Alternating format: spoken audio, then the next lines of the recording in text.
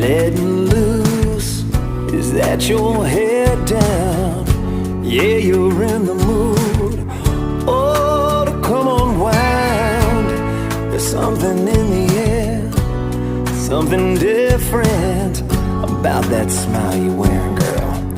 Yeah, what is it? When I think I know what's going on.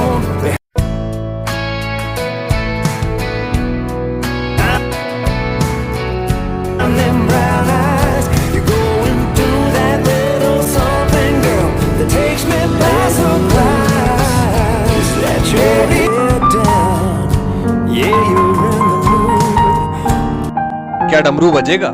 एक बार की बात है, देवताओं के राजा इंद्र ने किसानों से किसी कारण से नाराज होकर 12 वर्षों तक बारिश न करने का निर्णय लेकर किसानों से कहा, अब आप लोग 12 वर्षों तक फसल नहीं ले सकेंगे। सभी किसान चिंतातुर होकर एक साथ इंद्रदेव से वर्षा करवाने के लिए प्रार्थना की।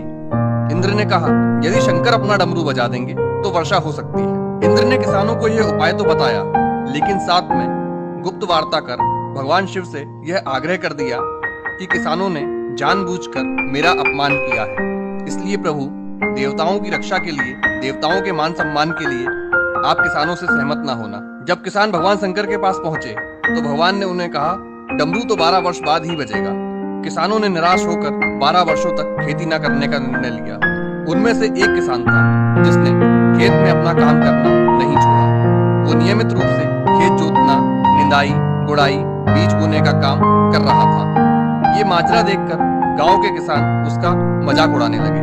कुछ वर्षों बाद गांव वाले इस परिश्रमी किसान से पूछने लगे, जब आपको पता है कि 12 वर्षों तक वर्षा नहीं होने वाली है, तो अपना समय और ऊर्जा क्यों नष्ट कर रहे हो? उस किसान ने उत्तर दिया, मैं भी जानता हूँ कि 12 वर्ष फसल नहीं आने वाली है, लेकिन मैं ये काम अपने अभ्यास के लिए कर रहा हूँ, क्योंकि 12 साल कुछ न करके मैं खेती किसानी का काम भूल जाऊंगा।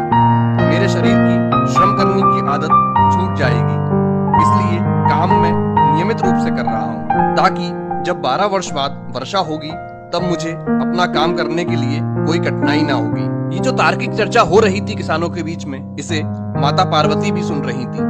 बात सुनने के बाद माता भगवान के पास पहुंची और सहज रूप से बोली, प्रभु आप भी 12 वर्षों के बाद डमरू बजाना भूल सकते हैं। माता पार्वती की बात सुनकर भोले बाबा चिंतित हो गए।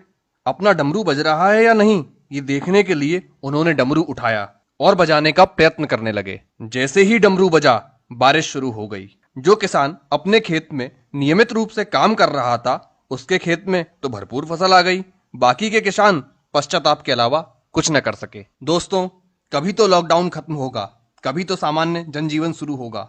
नकारात्मक बातों पर अपना ध्यान लगाने की वजह हमें अपना कार्य, व्यवसाय से संबंधित कुशलताओं की धार पैनी करने का, अपनी अभिरुचि का अभ्यास बढ़ाने का काम करते रहना चाहिए।